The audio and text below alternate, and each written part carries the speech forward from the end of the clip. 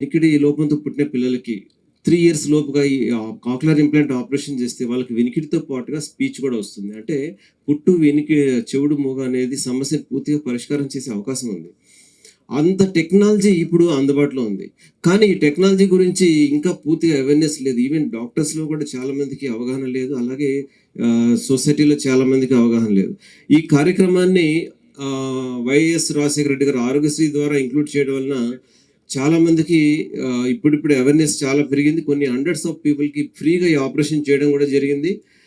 But అది సరిపోదండి. ఎందుకంటే ఫర్ ఎగ్జాంపుల్ కెనడాలో కాక్లియర్ ఇంప్లాంట్ ఆపరేషన్ చేయాలంటే చైల్డ్ హ్యాస్ టు బర్న్ అంటే ఆల్రెడీ ప్రాబ్లం ఉన్న వాళ్ళందరికీ ఆపరేషన్స్ చేసేసారనమాట. ఇంకా చేయాలి అంటే next child has to burn. అంత అడ్వాన్స్డ్‌గా ఉన్నారు డెవలప్డ్ కంట్రీస్‌లో.